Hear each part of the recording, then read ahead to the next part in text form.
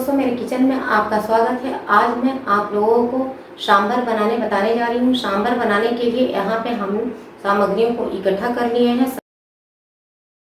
2 बड़ा प्याज, 12 से 15 कलियाँ लहसुन, इमली, 4 साबुत लाल मिर्च, अदरक, 1 स्पून कद्दूकस नारियल, 2 बड़ा टमाटर, दालचीनी, मैगी मसाला, 1 पीस गुड़, करी पत्ती, जीरा, हल्दी पाउडर, सब्जी मसाला, काला नमक, सादा नमक, हींग, सांभर मसाला, आधा लौकी, धनिया पत्ती, अजीनोमोटो नमक। ये चना का दाल है, ये मूंग का दाल है, खड़ा मसूर का दाल है।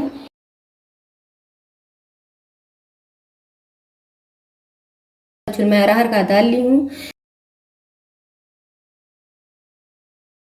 देख सकते हैं कि ये हमारा इमली है, इसको भिगा कर हम रख देंगे। बस जीरा डालेंगे। अब इसको हम इस तेल में भूनेंगे।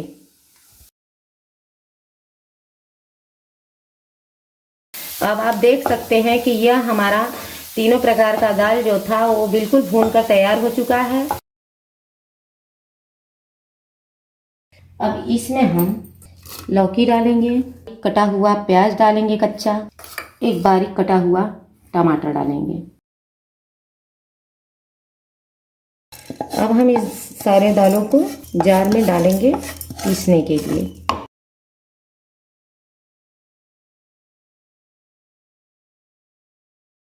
ये भुना पीसा दाल जो है इसमें पूरा डाल देंगे। अब इसमें हम 1 जार पानी डालेंगे। कद्दूकस 1 स्पून नारियल डालेंगे इसमें। उसके बाद हम यहाँ पर 1 स्पून अजीनोमोटो नमक डालेंगे।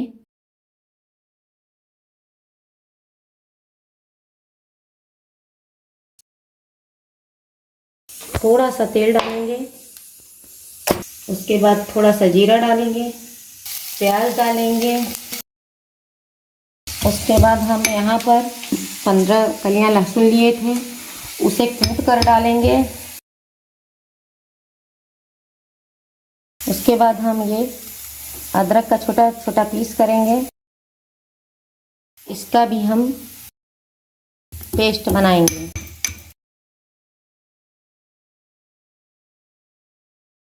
टमाटर डालेंगे। इसके बाद इसमें हम 1 स्पून सब्जी मसाला डालेंगे।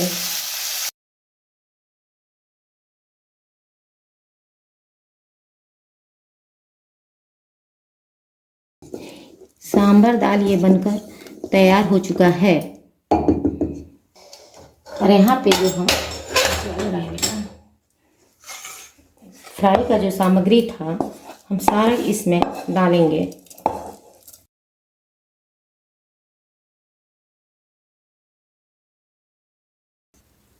ये सांभर मसाला, यहाँ पर हम 2 चम्मच सांभर मसाला डालेंगे।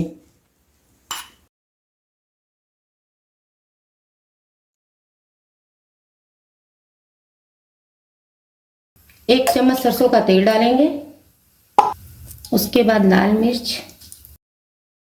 सरसों, करी पत्ती। हमारा तड़का का सामान बिल्कुल तैयार हो चुका है।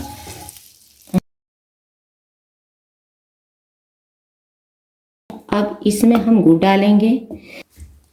बहुत थोड़ा सा चिटकी भर काला नमक डालेंगे। उसके बाद मैगी मसाला डालेंगे।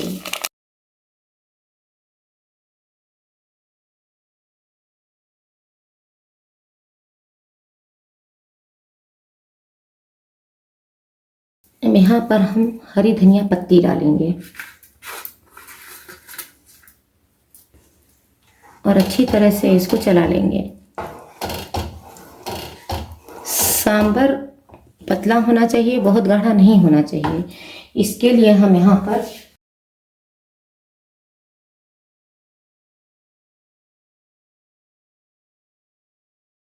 अब आप देख सकते हैं जो इमली हम भिगो कर रखे थे उस इमली को हम इस सांभर में डालेंगे।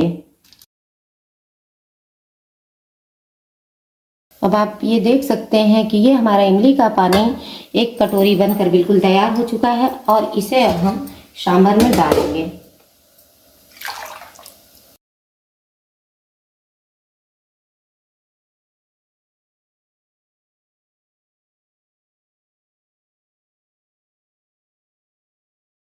अब आप देख सकते हैं कि हमारा सांभर बनकर तैयार हो चुका है। आप लाइक और सब्सक्राइब करना ना भूलें। धन्यवाद।